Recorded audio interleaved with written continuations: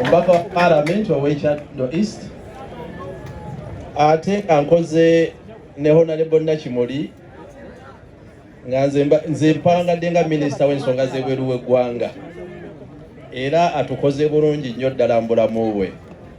Tusaba Mukama Katonda agumye famire ate n'ebyo Nakimuli byayimiriddeko tusigale nga tuyimiriddeko nga bannayuganda era nga bakulembeze. Kitalo nnyo ddala. People power, our power. Yenze Chiyaga Hillary Innocent Dr. Hildeman omubaka wa Mawokota atera omubaka wa Mawokota eyakalondebwa.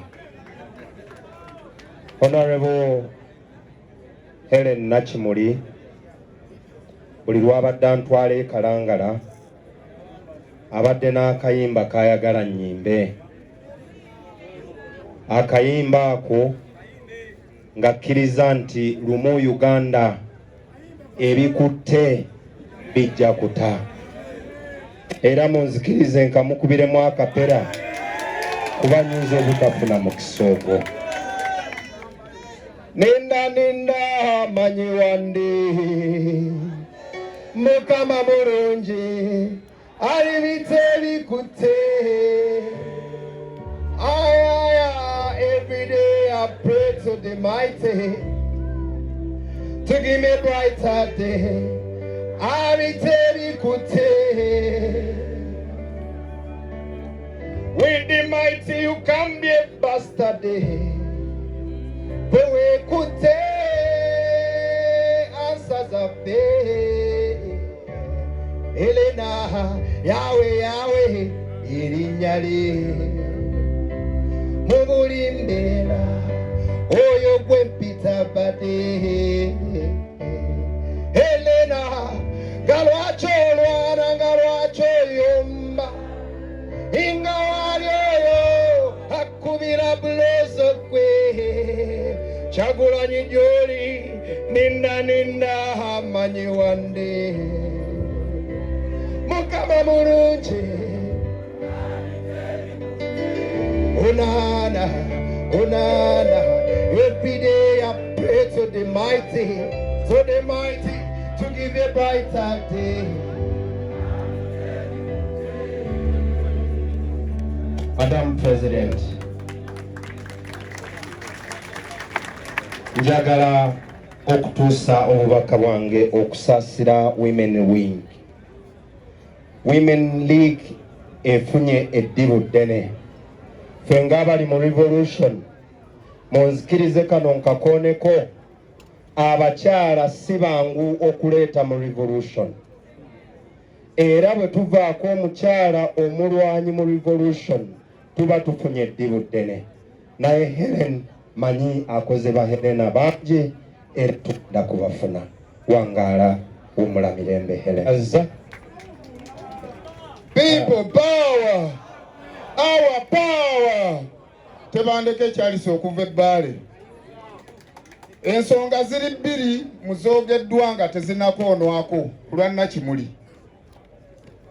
Oweekitiibwa Loopu, Nakimuli ono yasavinga nga shadow minister. Ekiruubirirwa kye kyali kya kununula nnyanja. Mpaka we twogerera kati regulation tezinakolebwa. Atulekedde eddimu eryo. Ensonga esembayo, omufu bw'aba agenda okufa, ebigambo bye bisembayo tubitwala nga bikulu. Nakimuli ono yafudde n'ekigambo kya Protection of Sovereignty Bill. Era yafudde nga bye bigambo byatusindikidde ku message zaffe ku masimu gaffe gonna. Ekyo kye kiteeka ekigenda okusaanyaawo eggwanga lyaffe nga kizenga kansa.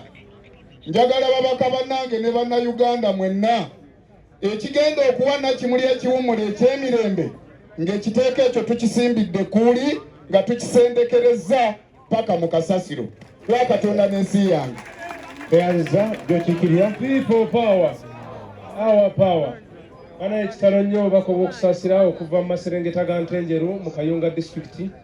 kitalo nnyo kitalo ddala ekya honorable abantu b'ekalangala nga munnabyamizannyo ate ng'omuwandiisi ow'omupiira ogw'amasaza mu bwakabaka bwa Buganda Nakimuli ono abadde patroni wa ttiimu y'essese era twayimiriza enteekateeka zonna ezibadde zigenda mu maaso okutuusa olwokutaano olw'omukaaga nga lwe tugenda okuziddamu ez'ebyemizannyo gw'omupiira ogw'amasaza naye nga tumuhonalinga ku lwa kabaka bwa Buganda ate ng'omuwandiisi ndowooza kiyisaawo wano mwebale nnyo mwebalire ddala Mukama amuyambe amuuze tuyanzege nyawo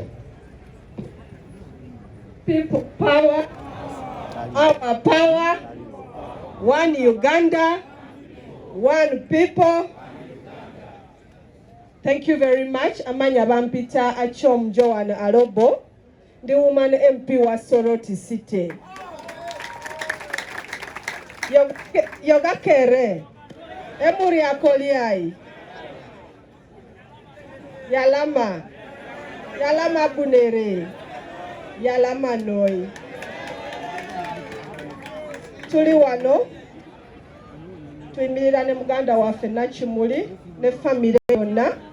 Sigenda kwogera bingi naye I can only say one word. Nakimuli's death leaves us with a question of how and the procedure our medical fraternity uses to take us into theater.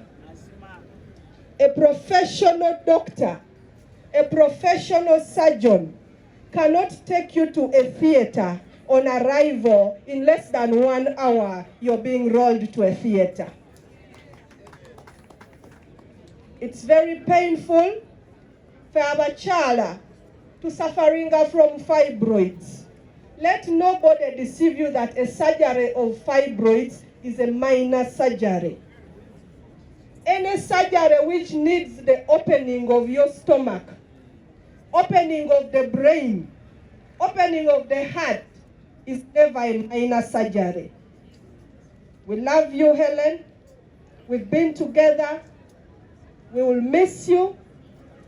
Helen abadagenda buli wamu. Ne Soroti yatuukayo. Koto sai lip, iye koni moyo to my puch na mame daul. Thank you very much. I'm from FDC. Kunga Nakimuli Kunga. Kunga. People power. Our power. Our power. People power. One Uganda. One people. Madam President and your Deputy President, the Leader of Opposition, the Secretary General, the entire executive, members of Parliament, supporters and lovers of the National Unity Platform. Thank you very much for coming to stand off Honorable Nakimuli. Amanya nze Adeke Anna Ebaju, omubaka omuchala owa Soroti District, ntuusa okusasira kwaffe eri family ya Nakimuli, eri National Unity Platform n'abantu ab'ekalangala. I've come here okuyimirira party yange eya Forum for Democratic Change. Just a few days ago I was given us to be a whip. Twabadde tukolagana ne Nakimuli mu shadow cabinet. Yabadde muchala mulungi nnyo. Nsaba ffenna, let us have strength. Let us be strong in this very tough time. Madam President, me and you, we've been in the women movement for very long. You know what it means to raise a woman until this level. I want to thank the National Unity Platform for spotlighting Nakimuli and allowing her to shine in Parliament. As a first-time MP, you gave her a very important docket from a very difficult constituency. Mwamuwa platform. Na kola bulungi abantu abe Uganda ne bamusima banange mwebale nnyo. Thank you so much for what you did. Continue to mentor young leaders. We bring our condolences and we pray that God will rest our sister's soul in peace. Thank you.